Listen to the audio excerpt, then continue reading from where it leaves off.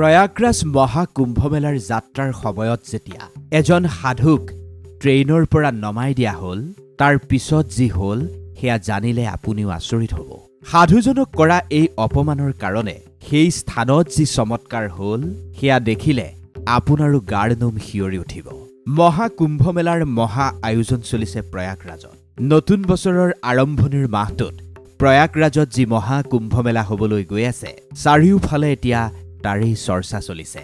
সকলো সাধু সন্তই অধীৰ আগ্ৰহেৰে এই মহাকুম্ভমেলালৈ অপেক্ষা কৰে, কাৰণ এনেকুৱা মহাকুম্ভ 12 বছৰৰ পিছত মাত্ৰ এবাৰ আহে। আৰু এইবাৰ যি সংযোগ হৈছে এয়া 144 বছৰৰ পিছত হোৱা এক সংযোগ। হিন্দু ধৰ্মত মহাকুম্ভমেলাৰ বহুত বেছি গুৰুত্ব আছে। 2025 চনৰ এই জানুৱাৰী মাহতেই প্ৰয়াগৰাজত হ'ব মহাকুম্ভমেলা। সম্পূৰ্ণ 12 বছৰৰ পিছত প্ৰয়াগৰাজত হ'বলৈ গৈ আছে এই মহাকুম্ভ। দেশৰ বিভিন্ন কোণৰ সাধু সন্ত ভক্তৰ আগমন হৈছে এতিয়া প্ৰয়াগৰাজলৈ। আপোনাৰ জ্ঞাতাৰ্থে জনাই থওঁ, এইবাৰৰ মহাকুম্ভমেলা 2025 চনৰ 13 জানুৱাৰীৰ পৰা আৰম্ভ হ'ব আৰু এই মহাকুম্ভ 26 ফেব্ৰুৱাৰীত সমাপ্ত হ'ব। সম্পূৰ্ণ 45 দিন চলিব লগা এই মহাকুম্ভত গ্ৰহ নক্ষত্ৰৰ স্থিতিৰ ক্ষেত্ৰতো বিভিন্ন সালসলনি পৰিৱৰ্তন দেখিবলৈ পোৱা যাব। মহাকুম্ভত স্নান কৰাতকৈও ইয়াৰ ফলত বহু বেছি মহাফল লাভ কৰিব মানুহে। উজ্জয়িনত থকা ৰামানন্দ মহাৰাজজীও প্ৰয়াগৰাজৰ মহাকুম্ভলৈ যাবলৈ বহুত বেছি উৎসুক হৈ আছিল। তেওঁৰ জীৱনত বহু কুম্ভমেলা তেওঁ দেখিছে। কেৱল মাত্ৰ 10 বছৰ বয়সতেই তেওঁ নিজৰ ঘৰ ত্যাগ কৰিছিল আৰু ভগৱানৰ ভক্তিকেই নিজৰ সৰ্বস্ব মানি ভিক্ষা খুজি তেওঁ নিজৰ জীৱন যাপন কৰিছিল। বহু মানুহেই তেওঁৰ চমৎকাৰ অনুভৱ কৰিছে, দেখিছে। এবাৰ হেনো তেওঁ জুইশলা অবিহনে চাকি জ্বলাই দিছিল। ৰামানন্দ মহাৰাজজীয়ে যিখিনি অৰ্থ পায় সেইখিনি কেৱল দৰিদ্ৰ শিশুসকলৰ শিক্ষা দীক্ষা খোৱা বোৱাৰ নামতেই তেওঁ ব্যয় কৰে।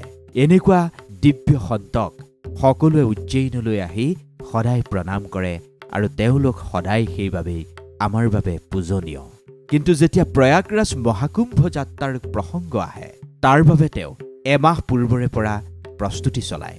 তেওঁ খোজকাঢ়ি মহাকুম্ভলৈ যাত্ৰা কৰিব বিচাৰিছিল, কিন্তু বয়স বাঢ়ি যোৱাৰ কাৰণে সিমান দূৰ তেওঁ যাত্ৰা কৰাটো সম্ভৱ নাছিল, যাৰ বাবে তেওঁ ৰেলেৰে প্ৰয়াগৰাজলৈ যোৱাৰ সিদ্ধান্ত ল'লে। উজ্জয়িনৰ পৰা পোনপটীয়াকৈ প্ৰয়াগৰাজলৈ শিপ্ৰা এক্সপ্ৰেছ নিশা 8 বজাত চলে, কিন্তু তেওঁ টিকট নকটাকৈ শিপ্ৰা এক্সপ্ৰেছত উঠিল। তেওঁ এবাৰলৈও ভবা নাছিল টিকট নোলোৱাকৈ তেওঁ শিপ্ৰা এক্সপ্ৰেছত উঠিলে তেওঁ অপমানিতও হ'ব পাৰে।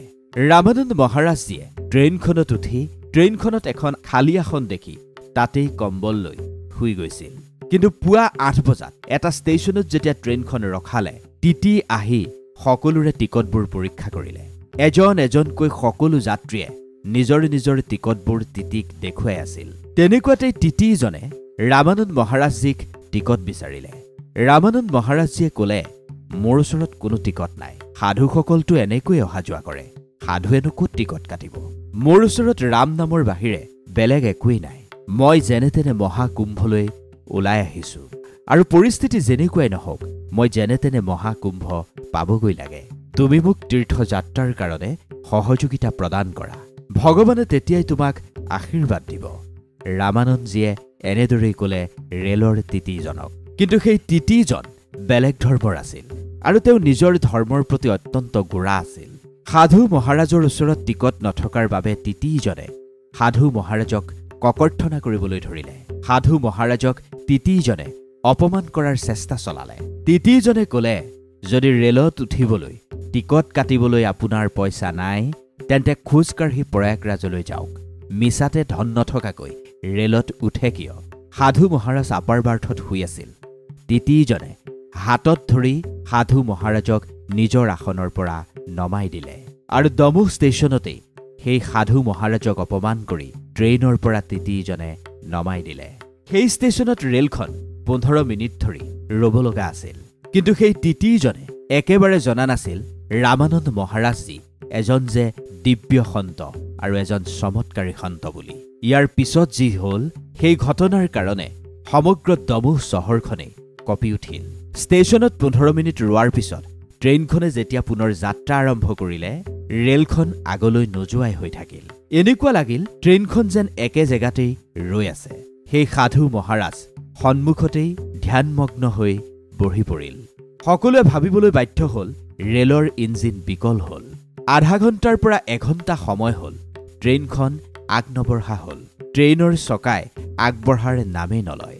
ট্ৰেইনখন যেতিয়া আগনবঢ়া হ'ল, লগে লগে কিছু মেকানিকেল ইঞ্জিনিয়াৰক মতা হ'ল সেই স্থানলৈ। মেকানিকেল ইঞ্জিনিয়াৰে ট্ৰেইনখনৰ ইঞ্জিন পৰীক্ষা কৰিলে, কিন্তু সেইখিনি সময়তেই বিপদ বাঢ়ি আহিল। কাৰণ সন্মুখৰ ফালৰ পৰা বা পিছৰ ফালৰ পৰা ট্ৰেইন অহাৰ সময় ওচৰ চাপি আহিল। যেনে তেনে মেকানিকেল ইঞ্জিনিয়াৰে ট্ৰেইনখনৰ অৱস্থা ঠিক কৰিবলৈ চেষ্টা কৰিলে, কিন্তু মেকানিকেল ইঞ্জিনিয়াৰে ৰেলৰ ইঞ্জিন যেতিয়া তন্নতন্নকৈ পৰীক্ষা কৰিলে, তেওঁলোকেতো কোনো ধৰণৰ সমস্যাই নাপালে। ট্ৰেইনৰ ইঞ্জিন একেবাৰে ঠিকেই আছিল। কিন্তু তাৰ পিছতো ৰেলখন কিয় আগবঢ়া নাই সেইলৈ চিন্তাত পৰিল সকলো। যিহেতু বেলেগ ৰেল অহাৰ সময় চমু চাপি আহিছে, সেইবাবে বাকী যাত্ৰীবোৰো চিন্তাত পৰিবলৈ ধৰিলে। ট্ৰেইনখন কিয় বিকল হ'ল তাৰ কাৰণ কোনেও ধৰিব পৰা নাই। ৰেলকৰ্মীসকলে ভাবিছিল ইঞ্জিনৰ কিবা সমস্যা হ'ল, সেইবাবেই তেওঁলোকে মেকানিকেল ইঞ্জিনিয়াৰক মাতি পঠিয়াইছিল। ইঞ্জিনেই যিহেতু খেলিমেলি হোৱা বুলি ৰেল কৰ্মচাৰীসকলে ভাবিলে, সেইবাবেই ট্ৰেইনৰ ইঞ্জিন পৰিৱৰ্তন কৰাৰ সিদ্ধান্ত ল'লে তেওঁলোকে। সেই ইঞ্জিনৰ পৰিৱৰ্তে বেলেগ ইঞ্জিন লগোৱাৰ সিদ্ধান্ত ল'লে ৰেল কৰ্মচাৰীয়ে। কিন্তু বেলেগ এটা ইঞ্জিন অনাৰ পিছতো ট্ৰেইনখন আগ নবঢ়া হ'ল। ইমান ভালদৰে আহি থকা ট্ৰেইনখন হঠাৎ কি হ'ল সকলো বিবুধিত পৰিল। কোনেও একো ধৰিব পৰা নাই এই চমৎকাৰ আচলতে কেনেকৈ হ'ল। সকলোৰে মনত এটাই প্ৰশ্ন, ইঞ্জিন ঠিকে থকাৰ পিছতো ৰেলখনে আগবঢ়াৰ নামেই কিয় নলয়। বেলেগ ধৰ্মৰ সেই তিতিজন, যিজনে সাধু মহাৰাজক অপমান কৰিছিল, তেওঁ বহুত বেছি চিন্তাত পৰিল। সেই তিতিজনেও বুজি পোৱা নাই আচলতে ট্ৰেইনখন আগ নবঢ়া হ'ল কিয়।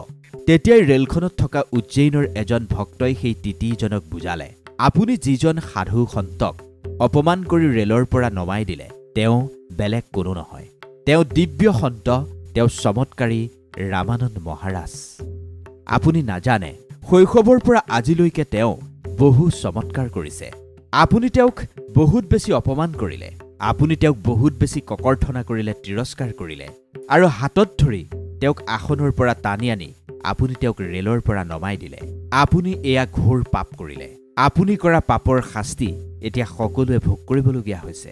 সেইবাবে আমাৰ ট্ৰেইনখন আগনবঢ়া হ'ল। ভালদৰে চাওকচোন, এতিয়াও তেওঁ সন্মুখৰ ফালে ধ্যানমগ্ন হৈ বহি আছে।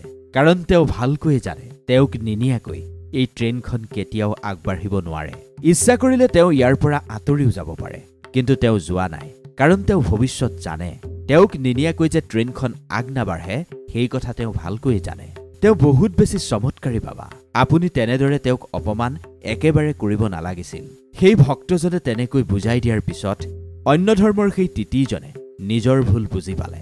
লগে লগে তিতিজন ৰেলখনৰ পৰা নামি আহিল আৰু সন্মুখৰ এখন চকীত বহি ধ্যান অৱস্থাত থকা ৰামানন্দ বাবাৰ চৰণত আঁঠু লৈ হাতজোৰ কৰি ক্ষমা বিচাৰিলে। তিতিজনে ৰামানন্দ মহাৰাজজীক ক'লে, বাবা, মোৰ বহুত বেছি ডাঙৰ ভুল হৈ গ'ল। মই আপোনাক একেবাৰে চিনিব নোৱাৰিলোঁ। পদ প্ৰতিষ্ঠাৰ অভিমানত, অহংকাৰত মত্ত হৈ মই মানৱীয়তা একেবাৰে পাহৰি পেলালোঁ। মই বুজি পাব লাগিছিল সাধু সন্তসকলে এই দুনিয়াক বহুত কিবা কিবি দিছে। আজি যেতিয়া তেওঁলোকে আমাৰ পৰা কিবা এটা বিচাৰিছিল, মই সেইখিনি দিব লাগিছিল। দিব নোৱাৰাৰ বাবে মই আপোনাৰ ওচৰত ক্ষমা প্ৰাৰ্থী। তীৰ্থযাত্ৰাৰ বাবে আপুনি মোৰ পৰা সহযোগিতা বিচাৰিছিল, কিন্তু মই নিজৰ পদ প্ৰতিষ্ঠাৰ অভিমানত মত্ত হৈ সেইবোৰ পাহৰি পেলাইছিলোঁ। মই এই ভুলৰ কাৰণে আপোনাৰ পৰা ক্ষমা বিচাৰিছোঁ, আৰু দয়া কৰি আপুনি আমাৰ ট্ৰেইনখনত পুনৰ এবাৰ উঠক আৰু আমাৰ যাত্ৰা আগুৱাই যোৱাত সহায় কৰক।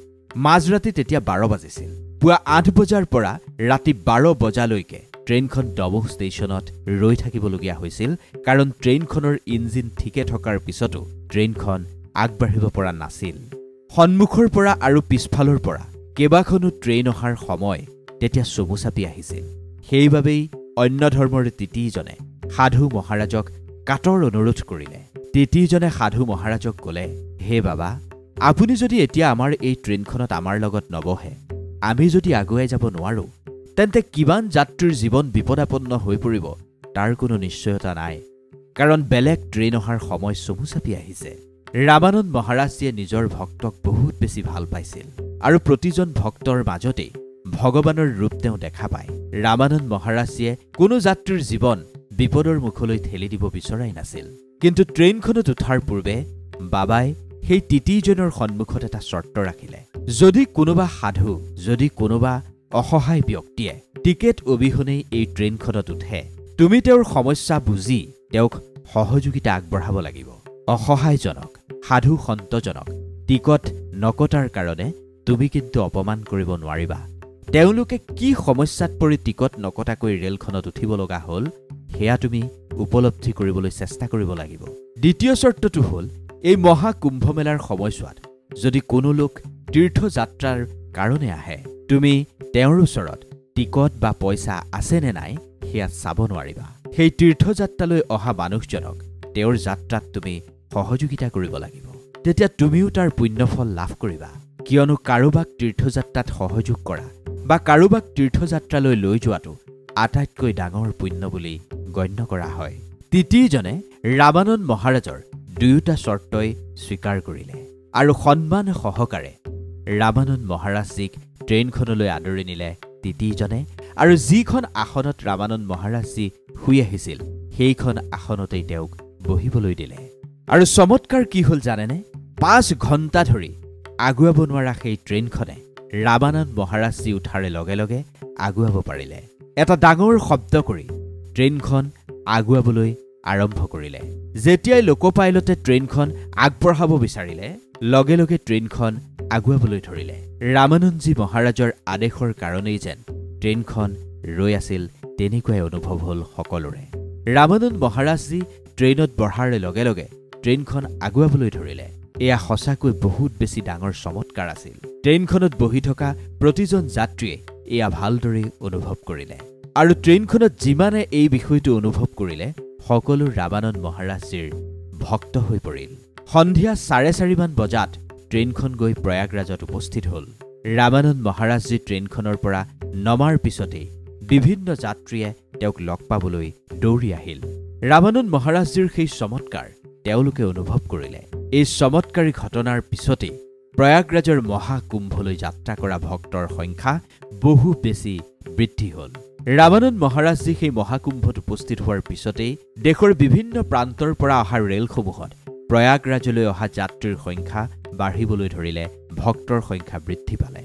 বিশেষভাৱে শিপ্ৰা এক্সপ্ৰেছত যিসকল যাত্ৰীয়ে তীৰ্থযাত্ৰাৰ কাৰণে মহাকুম্ভলৈ টিকট অবিহনে আহিছিল, তেওঁলোকক ৰেল কৰ্মচাৰীয়েও সহযোগিতা কৰিলে, কাৰণ এয়াই আছিল ৰামানন্দ মহাৰাজজীৰ প্ৰথমটো চৰ্ত। এই ঘটনাৰ পৰা আপুনি কি শিক্ষা লাভ কৰিলে? আপুনি মহাকুম্ভলৈ গৈছেনে? আপোনাৰ মতামত আমাক কমেণ্ট কৰি জনাবলৈ নাপাহৰিব। ভিডিঅ'টো যদি ভাল লাগিল অনুগ্ৰহ কৰি লাইক কৰিব, যিমান পাৰে সিমান শ্বেয়াৰ কৰিব, আৰু মহাকুম্ভৰ আপুনিও পুণ্য অৰ্জন কৰিব। ধন্যবাদ।